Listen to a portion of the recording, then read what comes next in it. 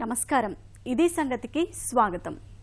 ఆకాశంలో సగమన్న పదానికి సరికొత్త నిర్వచనాన్ని చెప్తోంది నేటి మహిళ. పురుషాధిక్యమున్న రంగాల్లో కూడా ప్రవేశించి సత్తా చాటుతున్నారు. ఏమాత్రం తీసిపోకుండా రాణిస్తున్నారు. ప్రస్తుతం దాదాపుగా మహిళలు ప్రవేశించని రంగమంటూ లేదు. ఇప్పటి వరకు మహిళలు సత్తా చాటుకున్న రంగాలన్నీ ఒక ఎత్తైతే రక్షణ రంగంలో పురుషులతో పాటు సమఉజ్జీలుగా నిలవడం మరో ఎత్తు.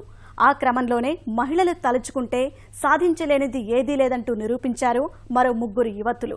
దేశ రక్షణ రంగ చరిత్రలో తొలిసారిగా యుద్ధ విమానాలు నడిపేందుకు పైలట్లుగా నియమితులై గగనవీధిలో సరికొత్త అధ్యాయానికి శ్రీకారం చుట్టారు. వారికిదేమీ వారసత్వంగా వచ్చింది కాదు, సామర్థ్యం ప్రదర్శించి సాధించుకున్నది. రాణి ఝాన్సీ లక్ష్మీబాయి, రజియా సుల్తానా వంటి వీరి నారీమణులు పుట్టిన దేశంలో ఇదేం ఆశ్చర్యం కలిగించే విషయం కాకపోయినా మారిన పరిస్థితులు మాత్రం చరిత్రాత్మకమైనదే.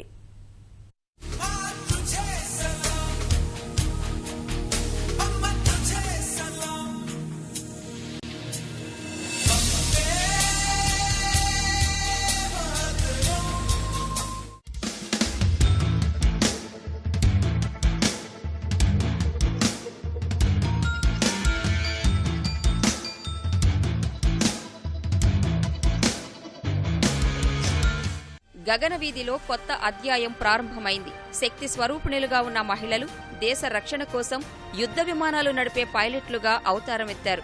దుండిగల్ ఎయిర్ ఫోర్స్ అకాడమీలో జరిగిన పాసింగ్ అవుట్ పరేడ్లో మధ్యప్రదేశ్కు చెందిన అవనీ చతుర్వేది, రాజస్థాన్ నుంచి మోహనా సింగ్, బీహార్కు చెందిన భావనా కాంత్ ఫైటర్ పైలట్లుగా బాధ్యతలు స్వీకరించారు.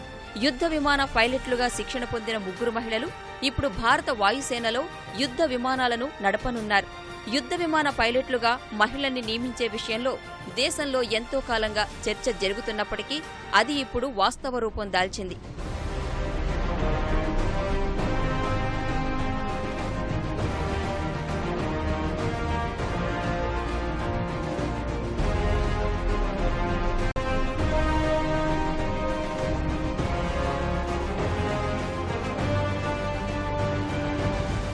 ఎయిర్ ఫోర్స్ అకాడమీలో శిక్షణ పూర్తి చేసుకున్న ప్రస్తుత 130 మంది పైలట్ల బృందంలో ఈ ముగ్గురు మహిళలే ఫైటర్ పైలట్లు.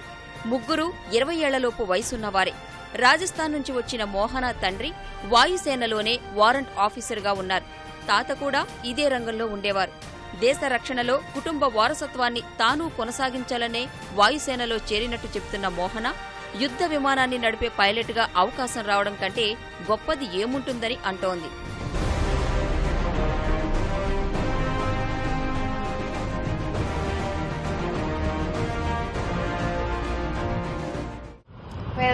एक्सपीरियंस की बात की जाए तो यहाँ तक की जर्नी काफ़ी यादगार रही. मैंने शायद कभी सोचा नहीं था यहाँ तक पहुँचने का, but hard work paid off and the merit also paid off and finally we were selected to be here. Hobbies में होता तो शायद मैं यहाँ नहीं होती, क्योंकि हॉबीज़ को इतना सीरियसली लिया नहीं जाता. सो एम था, कुछ फैमिली का सपोर्ट था, मोटिवेशन था, इंस्ट्रक्टर्स का मोटिवेशन था, एंड सब चीज़ों ने अल्टीमेटली एक गोल सेट किया and finally I worked to achieve it. ఆశయం, అందుకు తగ్గ పరిశ్రమ ఉంటే ఎదురుగా ఉన్న లక్ష్యాన్ని సాధించడంలో ఎలాంటి కష్టాలు ఎదురుకావని నిరూపించారు ఈ ముగ్గురు యువతులు. యుద్ధ విమాన పైలట్లుగా చరిత్ర సృష్టించినట్టేమీ భావించడం లేదని చెప్పడంలోనే వారి అంకితభావమూ కనిపిస్తోంది. As far as future is concerned, as of now, we are in a very, very basic stage of training. So, in future, any fighter aircraft for that matter, whatever the institution wants us to go for, whatever is the requirement, I would love to fly any of the aircrafts in the fighter flights. Well, nothing different from my male counterparts, as much as they face. So, as the challenges come, we are ready to face it and overcome it. Well, we are not yet a part of history. We are just training as of now. Nothing different. It's a training, we train. We give our best and try to perform as much as possible. యుద్ధ విమానాల శిక్షణ అంటేనే మామూలు విషయం కాదు. గగనతలంలోనే రణక్షేత్రాల్ని ఎదుర్కోవలసి ఉంటుంది. గాలి నుంచి గాల్లోనే, ఆకాశం నుంచి భూతల లక్ష్యాలపై గురి తప్పని రీతిలో దాడులు చేయడానికి అత్యంత ఖచ్చితత్వం, అప్రమత్తత, ధైర్య సాహసాలతో కూడిన శిక్షణ ఉంటుంది. ముఖ్యంగా గగనతలంలోనే ఎదురయ్యే శత్రువులను వెంటాడి వేటాడటం, మాటువేసి దెబ్బ కొట్టడానికి చూసి వైరి విహంగాల నుంచి తప్పించుకోవడానికి మరింత ప్రత్యేక శిక్షణ ఉంటుంది. యుద్ధ విమానాల పైలట్లకు ఇచ్చే ఈ శిక్షణ పురుషులైనా మహిళలైనా ఒకే రకంగా ఉంటుంది. అందుకే ఇది తమకో ఛాలెంజ్ గా ఉంటుందని చెప్తోంది మధ్యప్రదేశ్ కు చెందిన అవని Chaturvedi. Correctly said, we are going to make history, not yet created any history. We are going to do training and not yet part of history. About to be if we'll perform good. It feels good. We don't think of much long. We just see what we are supposed to do tomorrow or today. The only thing I would like to say is dream big and work for it. If you really wish to do something, all the ways will automatically open for you. మోహన, భావన, అవని ఈ ముగ్గురిలో ఒక్కొక్కరు 150 గంటల flying hours శిక్షణ పూర్తి చేసుకున్నారు. వీరిని బీదర్ లేదా కలైకుండ్ల ఎయిర్ బేస్ లో నియమించనున్నారు. అక్కడ ముందుగా కిరణ్ ఫ్లాటోస్ విమానాలపై శిక్షణ ఇస్తారు. ఫ్లయింగ్ అధికారులుగా వీరు బ్యాడ్జీలు పొందిన తరువాత అడ్వాన్స్డ్ జెట్ ఫైటర్ హ్యాక్ మీద మరో 6 నెలల శిక్షణ ఉంటుంది. ఇందులో క్యాడెట్ల పనితీరు బట్టి యుద్ధ విమానాల దళంలో స్థానం కల్పిస్తారు.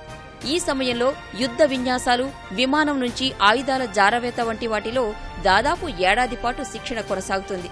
తరువాత అత్యంత శక్తివంతమైన యుద్ధ విమానాలు MiG-21, సుఖోయ్ 30, మిరాజ్ 2000 వంటి వాటిలో శిక్షణ ఉంటుంది.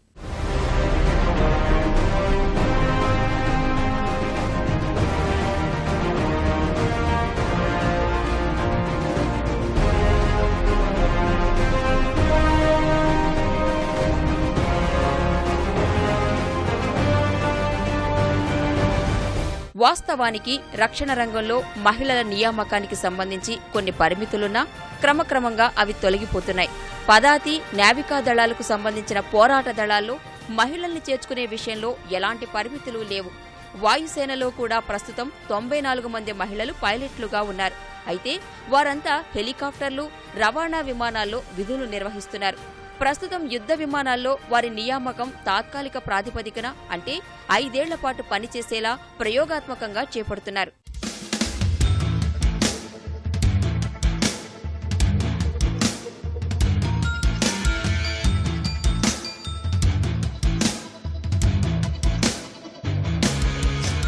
We don't consider it as a need-based.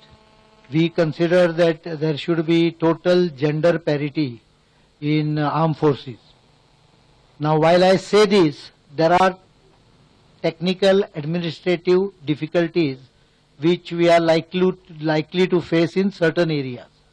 So, step by step, we will see that this parity is achieved.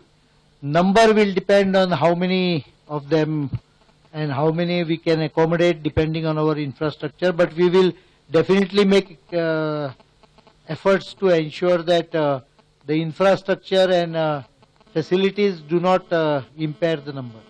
వాయుసేనలోని అన్ని విభాగాల్లో మహిళల భాగస్వామ్యం పెరిగేందుకు పలు నిర్ణయాలు తీసుకుంటున్నట్లు గతేడాది డిసెంబర్లోనే రక్షణ మంత్రిత్వ శాఖ ప్రకటించింది. రక్షణ మంత్రిత్వ శాఖ అనుమతి తర్వాత ఫైటర్ పైలట్లకు సంబంధించి తొలి బ్యాచ్ శిక్షణ ఇప్పటికే ప్రారంభించినట్లు చెప్పిన ఎయిర్ చీఫ్ మార్షల్ అరూప్ రాహా మొదటిసారిగా 3 మహిళలు జూన్ 18 నుంచి యుద్ధ పాత్రల్లో విధులు నిర్వహిస్తారని మహిళా దినోత్సవం నాడే చెప్పారు.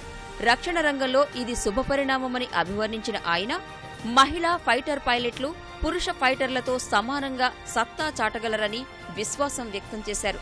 రక్షణ రంగంలోని త్రివిధ దళాల్లో మహిళల భాగస్వామ్యం ఎప్పటినుంచో ఉన్నప్పటికీ కొంతకాలం క్రితం వరకు అది సేవల విభాగానికే ఎక్కువగా పరిమితమయ్యేవి. చాలా వరకు మహిళలు వైద్యులు, నర్సులుగా సేవలందించేవారు. 1992లో వాయు, రవాణా ఇంజనీరింగ్, న్యాయ విభాగాల్లో మహిళల కోసం తలుపులు తెరిచారు. కానీ అవి కూడా తాత్కాలిక ప్రాతిపదికన నిర్వహించే ఉద్యోగాలే. రాను పరిస్థితులు మారిన తరువాత రక్షణ రంగంలో మహిళల ప్రవేశం ఇటీవల గణనీయంగా పెరిగింది. 2009 నుంచి సరిహద్దు భద్రతా దళం BSFలోనూ వారికి దశలవారీగా అవకాశాలు కల్పిస్తున్నారు. మహిళా అధికారులను ముందు వరుసలోకి తీసుకుని వస్తున్నారు. ఆ మార్పు వల్లనే దేశ సరిహద్దుల్లో కఠోర బాధ్యతలు నిర్వహించేందుకే కాదు, విమానాల్లో విహరిస్తూ ఆకాశ మార్గాన యుద్ధ విన్యాసాలు చేసేందుకు మగువలు ముందుకొస్తున్నారు.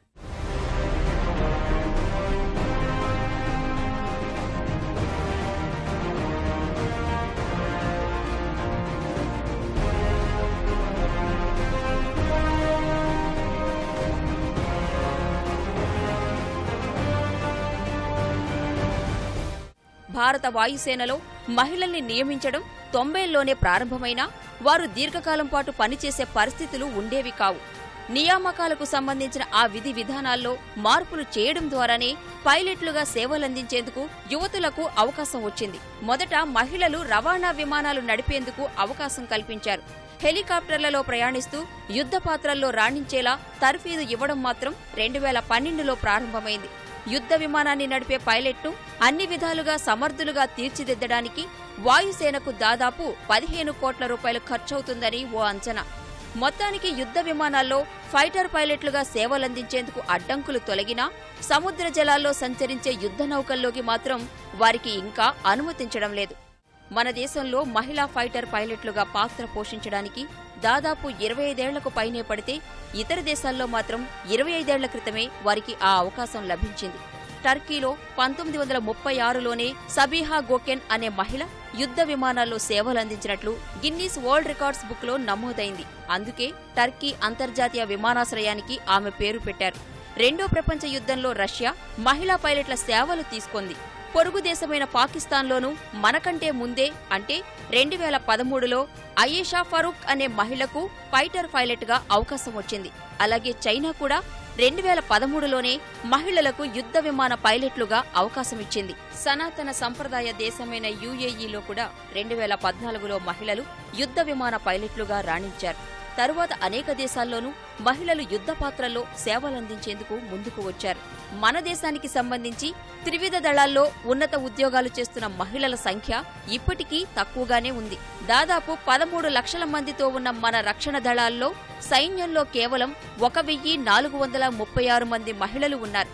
నౌకాదళంలో 532 మంది, వాయుసేనలో 1331 మంది ప్రాతినిధ్యం వహిస్తున్నారు.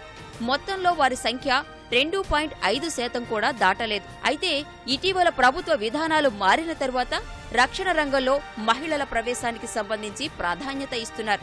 ఇందులో భాగంగానే గతేడాది రిపబ్లిక్ డే పరేడ్లో త్రివిధ దళాల సైనిక వందనం కార్యక్రమానికి తొలిసారిగా ఒక మహిళా అధికారి పూజా ఠాకూర్ నేతృత్వం వహించింది. అమెరికా అధ్యక్షుడు బరాక్ ఒబామా ముఖ్య అతిథిగా విచ్చేసిన నాటి కార్యక్రమంలో అదే ఘట్టం ఎంతో ప్రత్యేక ఆకర్షణగా నిలిచింది. ఆ రెండక్షరాలే ఓ భరోసా, తీర్చుకోలేని బాధ్యత, బంధానికి అనుబంధానికి ప్రతీక. ఆ అమూల్యమైన పిలుపే నాన్న. మాతృమూర్తి ఓ అమృత కలసమైతే ఆ అమృతాన్ని నింపే బంధమే తండ్రి. కుటుంబ బంధంలో తండ్రి పాత్ర అద్వితీయమైంది, అనిర్వచనీయమైంది. బిడ్డలను ఉన్నత స్థాయికి చేర్చేందుకు ఓ తండ్రి సర్వం ధారపోస్తాడు. రక్తబంధం కోసం నా అనే మాట లేకుండా నిస్వార్థంగా జీవితాన్ని పడంగా పెడతాడు. తెర వెనుక ఉండి కుటుంబాన్ని ఉన్నత స్థాయికి చేర్చుతాడు. తాను మాత్రం సామాన్యుడిగానే మిగిలిపోతాడు. అలాంటి తండ్రుల ఆప్యాయత, అనురాగాలు వెలకట్టలేనివి, వారి రుణం తీర్చుకోలేనిది. నాన్నలకు సలాం చేస్తూ ప్రపంచం ఫాదర్స్ డేను జరుపుకుంటోంది. అసలు పితృదినోత్సవం ఎప్పుడు పుట్టుకొచ్చింది? ఈ దినోత్సవం వెనుక ఉన్న నేపథ్యం ఏంటి?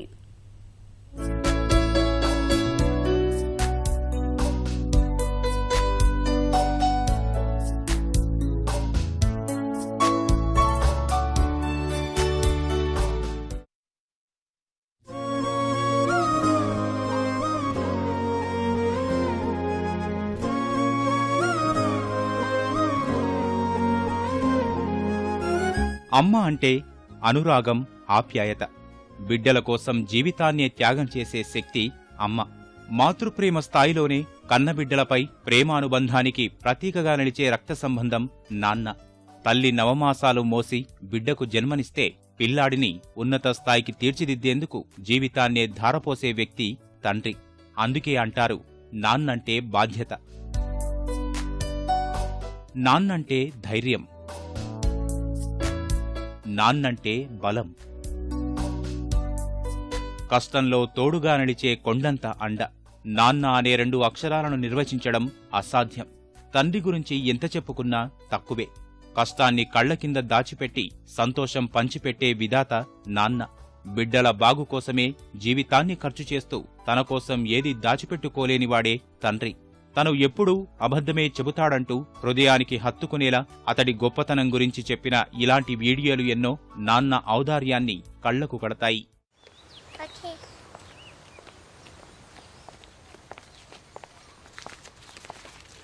Daddy is the sweetest daddy in the world. Daddy is the most handsome, the smartest,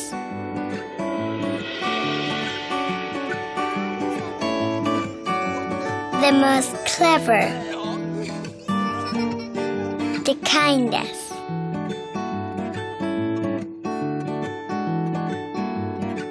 He is my Superman. Daddy wants me to do well at school. Daddy is just great, but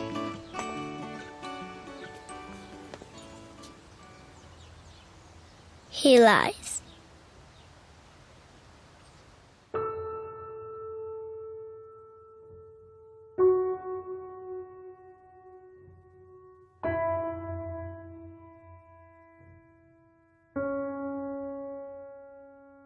He lies about having a job.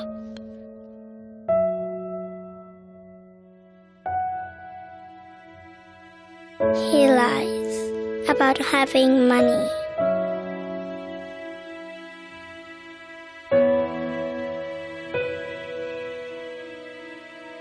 He lies that he's not tired.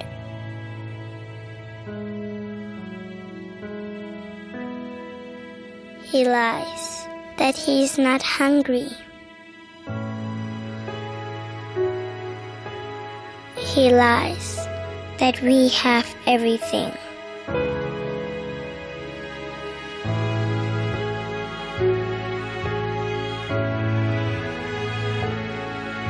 He lies about his happiness.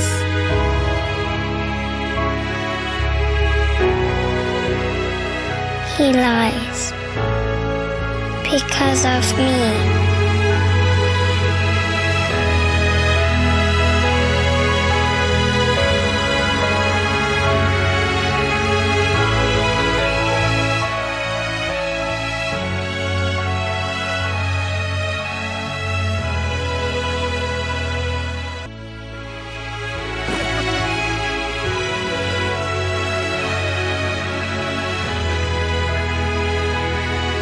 ఇలాంటి నాన్నలకు మనం ఏమివ్వగలం? మనసారా ఒక్కసారి thank you పా అనుకోగలగడం తప్ప. పితృదేవోభవ అంటూ దైవంగా భావించే తండ్రి త్యాగనిరతిని స్మరించుకోవడం ప్రతి ఒక్కరి బాధ్యత కూడా. అందుకే మాతృదినోత్సవం, స్నేహితుల దినోత్సవం తరహాలోనే జూన్ 3వ ఆదివారం రోజున పితృదినోత్సవం ప్రపంచవ్యాప్తంగా జరుపుకుంటున్నారు. 1910లోనే ఫాదర్స్ డేకు అంకురార్పణ జరిగింది. తండ్రుల దినోత్సవం వెనుక పెద్ద నేపథ్యమే ఉంది. అమెరికా వాషింగ్టన్లోని స్పోకనేలో 27 ఏళ్ల సొనోరా డోడ్ అనే మహిళ తన తండ్రిని గుర్తు చేసుకోవాలనుకుంది. చిన్నతనంలో తల్లి కన్నుమూసినా అన్నీ తానై పెంచి పెద్ద చేసిన తండ్రి సేవలు గుర్తించేందుకు ఆయన జన్మదినమైన జూన్లోనే ఫాదర్స్ డే నిర్వహించాలని నిర్ణయించింది.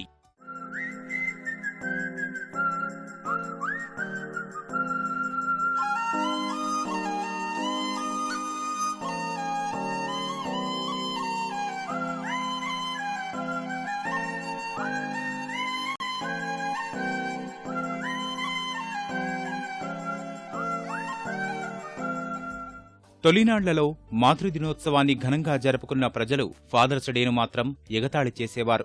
ఈ దినోత్సవంపై పత్రికల్లో పేరడీలు కల్పించి నవ్వుకోవడానికి మాత్రమే ఉపయోగించేవారు. 1924లో అమెరికా అప్పటి అధ్యక్షుడు కాల్విన్ కులిడ్జ్ హయాంలో ఈ రోజుకి జాతీయ స్థాయి గుర్తింపు లభించింది. మరో అడుగు ముందుకేసి చట్టపరమైన హోదాను కల్పించేందుకు ప్రతిపాదనలు సిద్ధం చేశారు. చివరికి ఏళ్ల పోరాటం తర్వాత మరో అధ్యక్షుడు లిండన్ జాన్సన్ ఫాదర్స్ డేను సెలవు దినంగా ప్రకటించారు. ఇలా అంచెలంచెలుగా పితృదినోత్సవం అన్ని దేశాలకు విస్తరించింది. అంతర్జాతీయ స్థాయి గుర్తింపు సాధించింది. ఆయన్ను గౌరవించుకోవడానికి కూడా ఒక రోజంటూ ఉండాలా వద్దా అనే వాదనలు పక్కన పెడితే కుటుంబం కోసమే అనుక్షణం పరితపిస్తూ ఎప్పుడూ తెరవెనుక ఉండే వ్యక్తే తండ్రి. పుట్టినప్పటి నుంచి నా అనే మాటే లేకుండా గుండెల నిండా ప్రేమ నింపుకున్న శక్తి నాన్న. పిల్లల ప్రతి విజయంలోనూ తండ్రి స్ఫూర్తి దాగి ఉంటుంది. సమాజంలో ఉన్నత స్థానంలో ఉన్న 70% మందిలో తండ్రి సానుకూల ఆలోచనల ప్రభావం ఉంటుందని సర్వేలు చెబుతున్నాయి.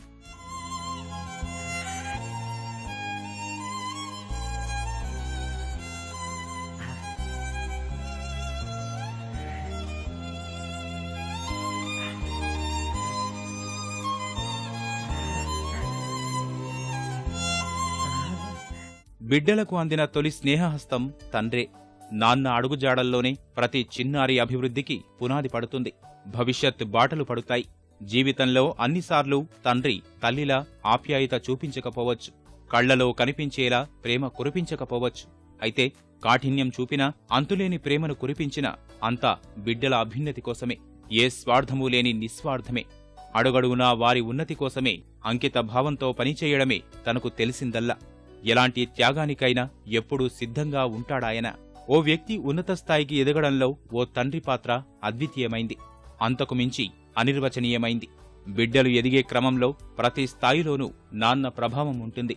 చిన్నతనంలో లాలిస్తాడు, బుజ్జగిస్తాడు. ఎదిగే క్రమంలో అడుగులు నడకగా మారుస్తాడు, నడకతో పాటే నడత నేర్పిస్తాడు. అంతా చిన్నారిలోకమే ప్రపంచంగా జీవిస్తాడు. యుక్త వయస్సుకు వచ్చిన తర్వాత స్నేహితుడిలా మారుతాడు. అడిగింది ఇస్తూనే చేసే పనిలో చేయూతనిచ్చే అభయహస్తంగా మారతాడు. చిన్నతనంలో వేసే తప్పటడుగులను అమ్మ సరిదిద్దితే, పెద్దయ్యాక వేసే తప్పటడుగులు సరిదిద్దుతూ మంచి మార్గంలో వెళ్లేలా ప్రోత్సహించేవాడు. గురువులా వెన్నెంటి ఉండి జీవిత గమ్యానికి చేర్చేవాడు నాన్న. ఆడబిడ్డను మరో ఇంటికి పంపించేందుకు ఓ తండ్రి పడే కష్టం మాటల్లో చెప్పలేనిది. మహావృక్షంగా మారి తాను ఒదిగి మరీ బిడ్డల జీవితాన్ని ఫలవంతం చేస్తాడు నాన్న. ప్రేమానురాగాలకు ప్రతిబింబంగా నిలిచే తండ్రిని స్మరించుకునే సదాశయంతో ఫాదర్స్ డేను జరుపుకుంటున్నారు. నిజానికి తండ్రి రక్తబంధం వెనుక అనేక ఆసక్తికర కథనాలున్నాయి. గ్రీటింగ్స్ కార్డులు ఇవ్వడంలో ఫాదర్స్ డే ప్రపంచంలోనే 4వ దినోత్సవంగా నిలుస్తోంది. గ్రీటింగ్ కార్డు అసోసియేషన్ లెక్కల ప్రకారం క్రిస్మస్, ప్రేమికుల దినోత్సవం, మాతృదినోత్సవం తర్వాత అత్యధికంగా గ్రీటింగ్ కార్డుల విక్రయం జరిగేది ఇదే రోజు. వివిధ దేశాల్లో ఫాదర్స్ డే సంప్రదాయబద్ధంగా జరుపుకోవడం ఆనవాయితీగా వస్తోంది. థాయిలాండ్లో డిసెంబర్లో జరుపుకునే పితృదినోత్సవం రోజున ప్రతి ఒక్కరూ పసుపు రంగు వస్త్రాలు ధరిస్తారు. జర్మనీలో అయితే ఆ రోజు మొత్తం పురుషులు బీర్ గార్డెన్లోనే గడుపుతారు. మరిన్ని విభిన్న అంశాలతో మరో ఇదే సంగతిలో కలుసుకుందాం. నమస్కారం.